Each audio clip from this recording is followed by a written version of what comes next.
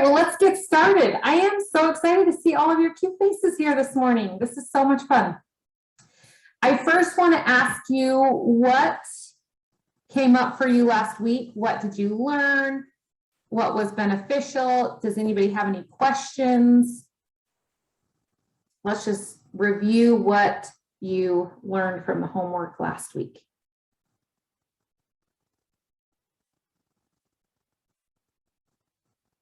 If anybody would like to share. Krista, can you hear now? Yeah, I can. Okay, good. I might as well since I'm unmuted. So I learned that I'm very insecure about myself. It was really, really hard for me to ask 3 people, like that little assignment that we were supposed to ask 3 people about those characteristics. That was really hard for me to do. I'm not 100% sure why, but it was really hard for me to like ask people like, hey, how do you see these in me? I don't know why, but it was really difficult. So yeah. I think it's because they're kind of like, sometimes those things can be called weaknesses. And so if you're asking somebody like, hey, tell me about this thing that I think that you're not going to like, that can be very scary. And a lot of times our top 5 things are super special to us. They're things that like emotionally mean a lot to us. So to put it out there, that can be very scary. Did you receive back answers? Yeah, I did. And everyone that I asked was very kind and very nice. And like, yeah, it was a good experience, but it was just like that first step in like asking people was really hard. How did you feel when you got your responses back? Like it made me feel good. Like I was like, oh, like, I guess you're right. Like it was kind of like one of those moments where I was like, oh yeah, I guess you're right. Like, I guess you did see me that way, or you made a good point that was a good example of this characteristic or whatever. So yeah. Good. Because that's kind of, I think throughout all of our lives, through the experiences, there's going to be hard roadblocks like that. Like, this is going to put myself out there. This is going to be really hard. But if this is really what I want, I'm going to have to do that. And usually it comes back better than we imagined, but it is hard because I feel like I've been dealing with that this week. Like, I've had to have some hard conversations and it makes you really worried. But then in the end, it's like, okay, that was better than I thought it was going to be. I can do this. So great job, Krista. Anybody else have anything they want to share? Hi. Yes. So I was actually reflecting on why it's so hard for us to put ourselves out there and ask people. And I think I don't know if it's like a grade school thing where we're kind of like trained into like not thinking that we're good at things, or like, I don't know, like I don't know. I'm having a hard time articulating my thoughts a little bit, but I feel like a little bit we're trained to not see the good. We're only trained to see the bad because that's what we need to work on. And those are the things that we need to fix. And that's you know what I mean?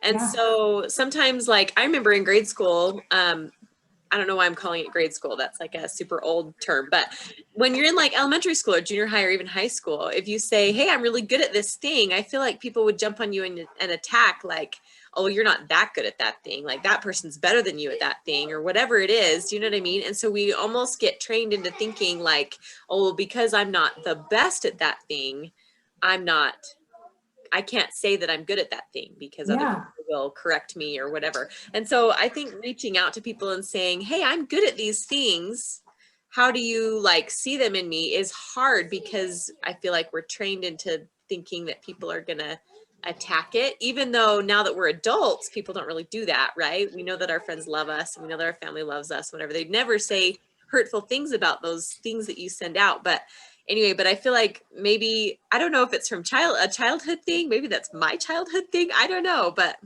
I wonder if that's part of the reason why it's hard to ask people. Well, and I think we think we're supposed to be well-rounded and average. Like, school kind of teaches you, like, do all these things with an A. You know what I mean? And I'm not an A at all of these things. I'm like an A+ at this one thing and an F- at this other thing, you know, and then I have little things in between. But we're kind of told you're supposed to be average and be like pretty good at everything. and not really like shine too bright or, you know, and so totally in school, you're just supposed to be this average, float along, do what everybody else does sort of a thing. So I think you're exactly right.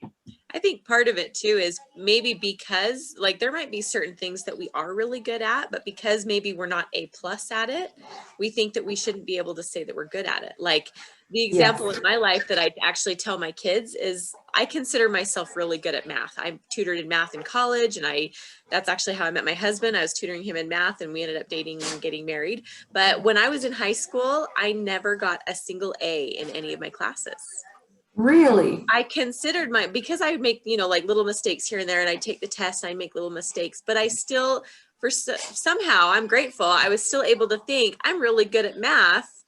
And so it became like part of my job when I got to college, and, you know, and it became part of my major that I was studying. But I think sometimes because you're not an A+ student at something, people are like, oh, well, I'm not that good at that. I'm not A+. I'm not that good. Right. That's a really great point. I think focusing on the things that we're good at doesn't have to mean we're the best at it or that we're A+ at it. It's the combination of all of those things that make us A+ at something combined, right? So yeah. Anyway. Yes, because math sorry. No, I love that. And my thoughts are kind of all over. It's hard for me to articulate, but no, you're good. I love hearing your thoughts. Danielle is like extremely smart, engineer, math, like so for me to hear she didn't get an A+, I'm like, whoa, this is like crazy, because she is so brilliant when it comes to science and math and those kind of things. So it's really cool. Does anybody else have any thoughts they would like to share? I'm sorry, I know I just shared, but I do have one other thing that I came across this week, and I don't know if now is the appropriate time to share it, but I'm going to share it anyway.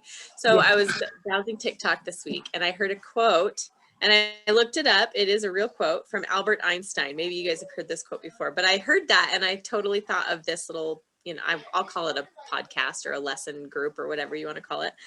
But the quote from Albert Einstein says, "Everybody is a genius.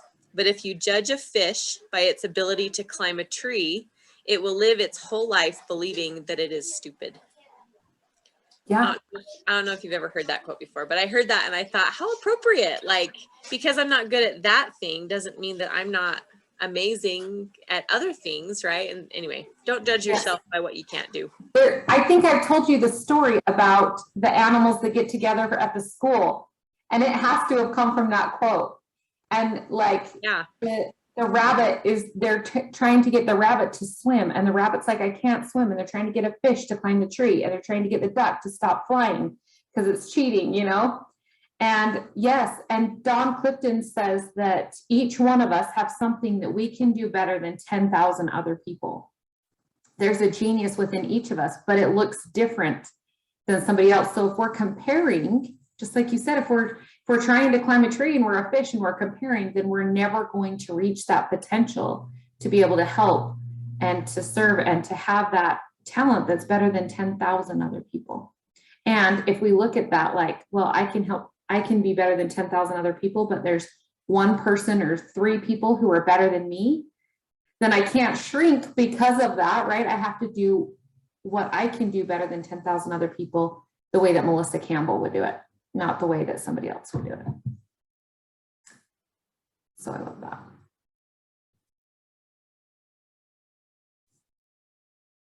Janie, do you have some thoughts?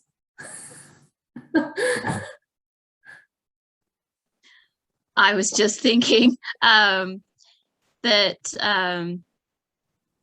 it's just, I feel like I do those with my life and everything. I feel like I'm trying to keep up with just doing everything, you know, perfect and doing everything to keep up with everyone else and kind of thing, that you do lose your sense of what are you good at? You know, what am I good at? What is my purpose?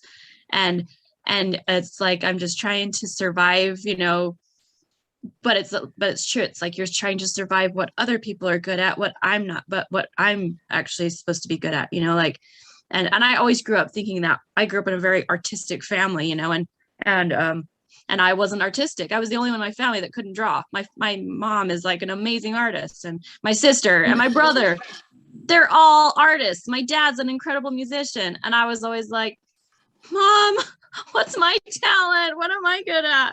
And it was so hard. And I'm still trying to figure it out, I mean, so yeah. I hope you figured some things out. I'm getting there. I'm getting there. Janie is like amazing when it comes to health and Oh wellness. gosh. She's also very, very talented when it comes to doing hair and No.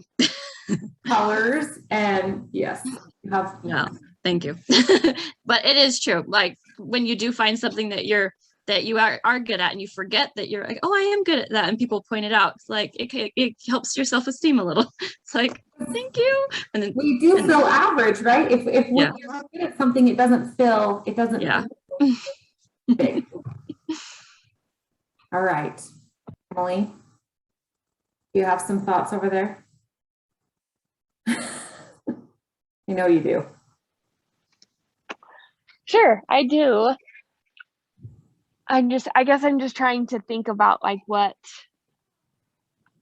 parts of it, because I loved it all. It was all so good and really eye-opening. I think what I realized the most is that even though we have these strengths, each of them kind of come with their own little weaknesses. And I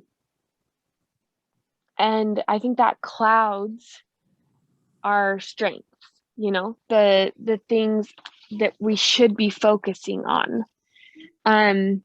So like, for example, one of mine is sensitive. And sometimes I'm overly sensitive, and people can see that as being too dramatic or being too worked up about something. But really, it's because my emotions are really strong, and sometimes they get the best of me. So anyway, I have a question. Is yeah. it okay to feel your feelings even if somebody doesn't like the way that it makes them feel? Always. Emotions always have a place, no matter what. And I think emotions are our way of explaining ourselves, and every emotion should be validated in my mind. Yeah. So when you call them a weakness, a lot of things that we believe are weaknesses are because somebody has told us that is a weakness. Because yeah, I see that as a strength. But if somebody tells you it's a weakness, then you can see with all of our abilities, if we listen to what other people think or what other people say about our strength, they can consider every one of our strengths a weakness. so yeah, I guess weakness isn't the right word. But I want you to think about that because that's how a lot of people can end up seeing our strengths is a weakness because of how somebody else feels about it or how we feel about it, Yeah, well, and even before I started this, I wrote this down before I did any of the homework. Your weaknesses are probably your biggest strength. You just need to see them differently. I'm pretty sure you said that last week. Yeah. Is it our weaknesses are probably our biggest strengths, and we just need to see them differently, is all. So for instance, one of my biggest weaknesses is spelling, grammar, and writing, right? But my biggest strength is speaking. And so I felt like I needed to write this workbook. But my biggest weakness is writing. So that felt like a huge obstacle, right? Nobody's going to be able to understand what I'm saying if I can't get it on the paper. And so here is one of the beautiful things. When we use each other as a combined effort, we can take those things that are lesser of a skill or a talent. I had an amazing editor that helped me work through and rework the book and edit it, and she was able to make it something beautiful. Just because my talent isn't writing doesn't mean I can't produce something, but I can use somebody else's. I don't have to have it all, but that's why we need each other, right? Is because if I don't have the cleaning and organizing talent, but my husband does, then maybe our house will be somewhat balanced. We don't have to have all of the skills, all of the abilities, and all of the talents. We just need to work on those ones that Heavenly Father has given us and work with those, and then ask for other people's help or try and minimize those things. So for instance, if somebody just cannot pay their bills, they're really bad at paying their bills, they never pay them on time, that's something that you would consider a weakness, right? And so there are ways to find help with those things that we just don't even think about or don't come across our minds. And there are ways to manage those without us having to be good at that. So you can hire an accountant to pay your bills. You can set up online bill pay. There are ways around those things that we consider weaknesses that we can do to help minimize them in our lives. How does that feel? Does that resonate? So you don't have to be everything, and you weren't meant to be everything. None of us were. Heavenly Father created you for a divine purpose and gave you these beautiful things. He didn't say you have to be everything. Thank heavens we don't have to be at all, right? Because that would Yes, for sure. be hard. It would be impossible, right? And when I think about Jesus Christ, this is one thing that really brought me comfort. When I think about him, I was like, was he a perfect dancer? Probably not. Like he probably wasn't into ballet. And what was Jesus Christ good at? You know, he had amazing attributes and talents, but we don't expect him to be everything. We expect him to understand everything, but we can be beautiful and unique with the gifts and talents that we've been given, and we don't have to be all of the things. Does anybody else have any thoughts? Jama, do you want me to call you out? You have any thoughts? You don't have to if you don't want to. Okay. Becca, did you have anything else you wanted to talk about? I think that one of the biggest things that came out of this for me this week is just like I was saying earlier, like some of the things that I like, which I'm so grateful that they like that the answer to like what the thing was like in the back of the book. So I couldn't be like, oh, I'm going to adjust my answers because I am this, or, you know, like whatever you think about yourself. I just tried to like answer everything as honestly as I could. And I ended up with answers that I didn't think, sorry. I ended up with answers that I didn't necessarily like feel about myself. Because of just like life circumstances that have been happening the last couple of years. And one of the people that I ended up having a conversation with, like if they saw those things in me, was my husband. And initially, some of the things that I said were my top 5 attributes. They hurt him. They hurt his feelings, and he was like, you know, he's been having a hard time with me about some of these things. And it actually ended up leading into a really intense conversation for us. And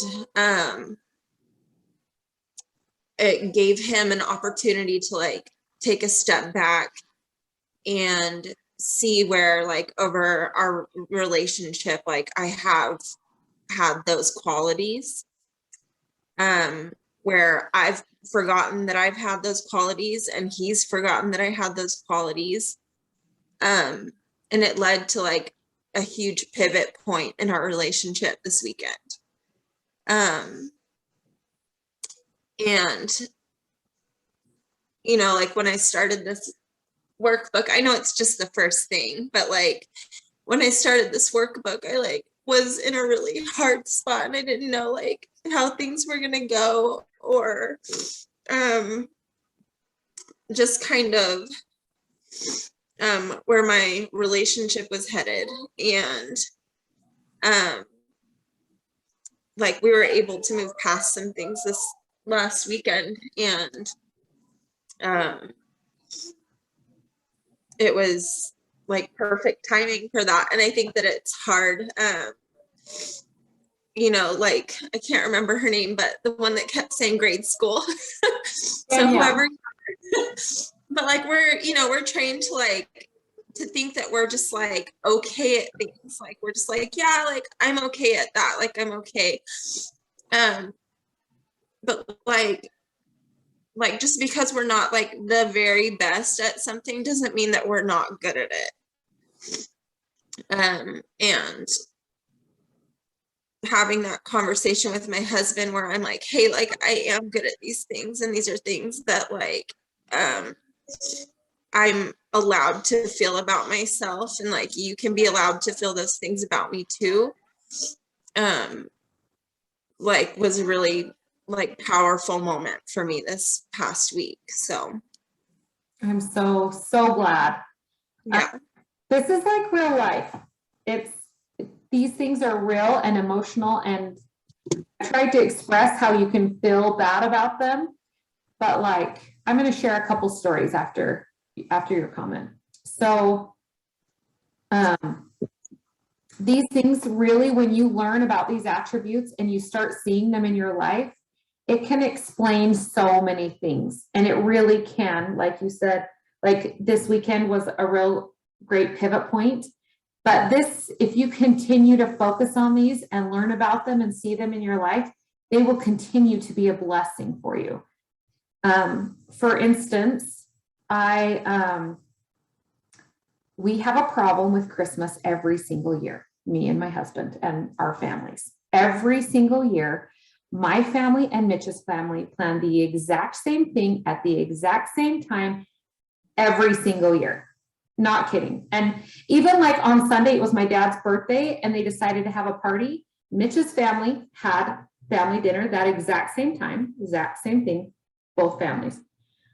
And so every Christmas, I start getting major anxiety and I start freaking out. And for the last probably 12 years, I have blamed Mitch's mom for my hatred of this holiday.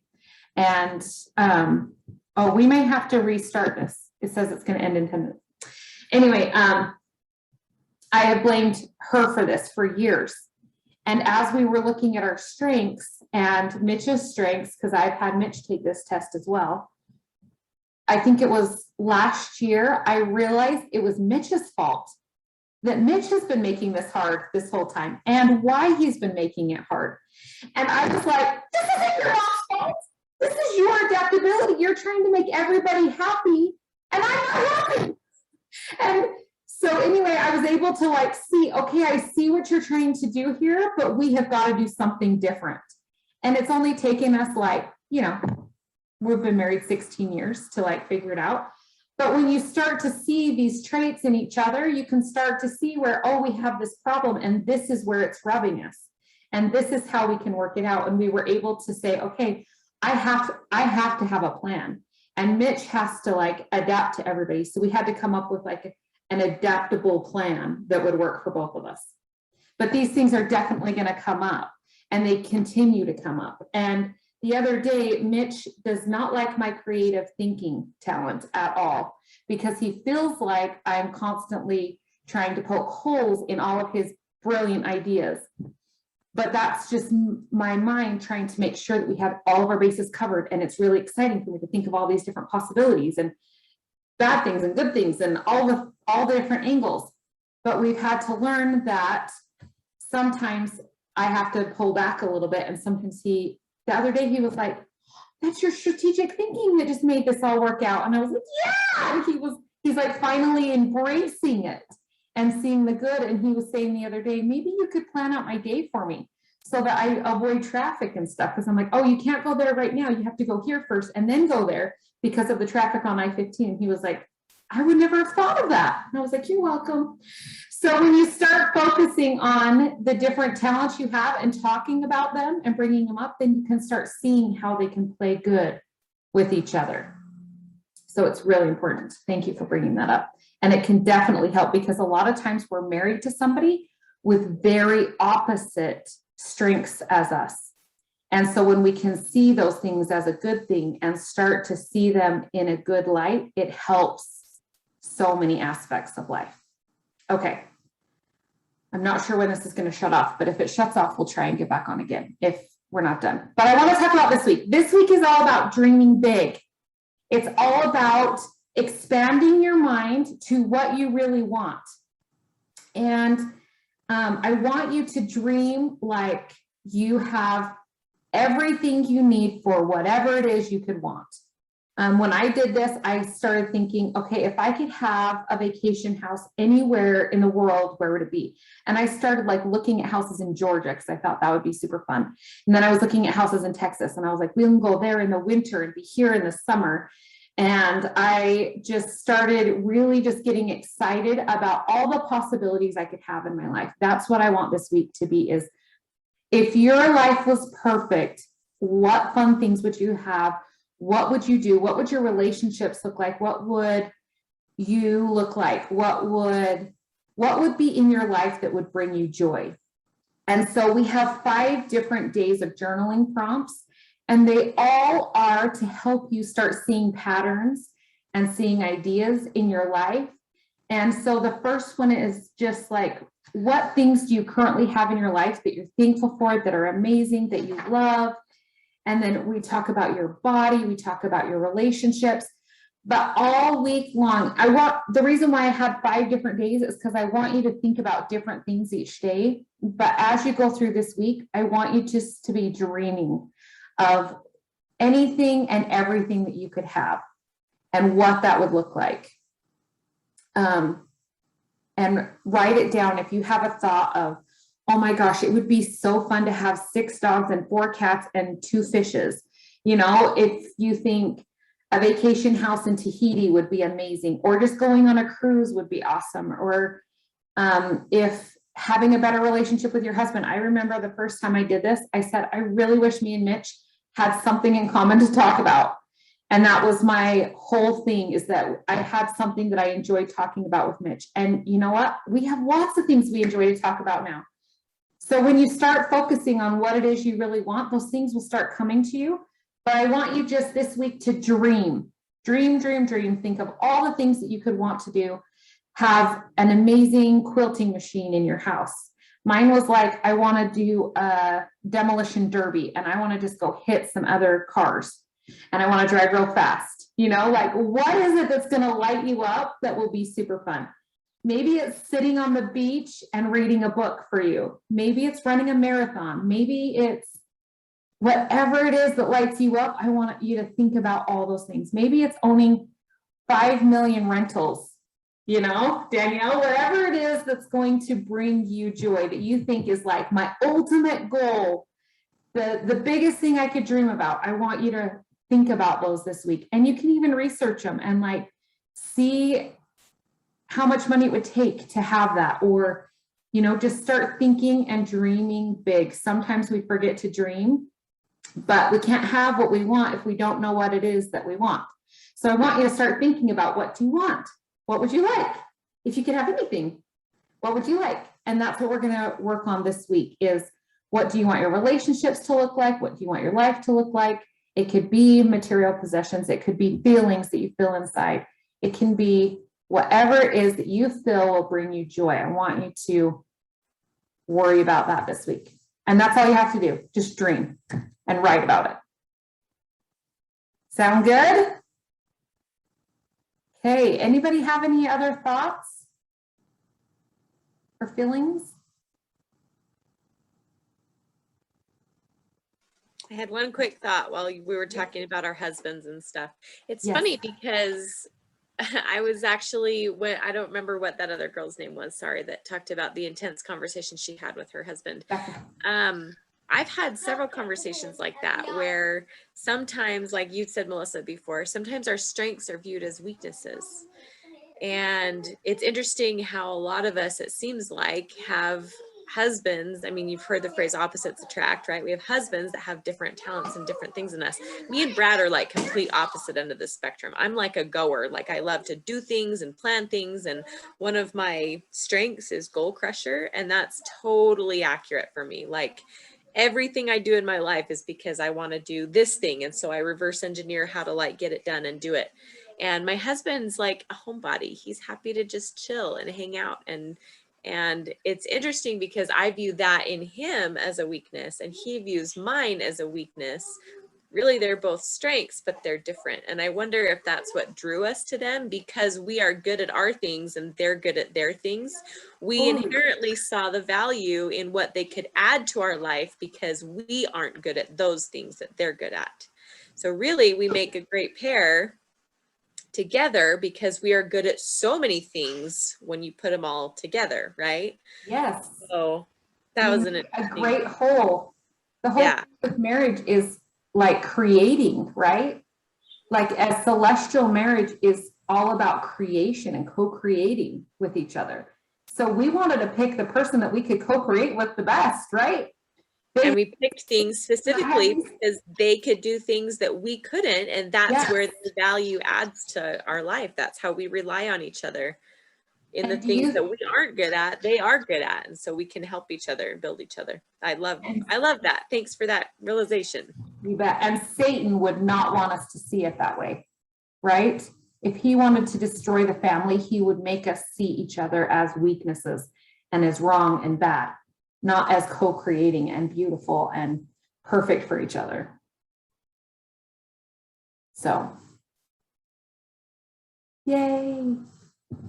And if any of you guys have any questions or want to ask me anything about your strengths or anything, please message me and talk with me. But I think you guys are doing amazing and this is going to be so fun. Next week is really going to be super fun. So we will see you all next week. Thank you for your participation today and let me know if you have any questions. Bye.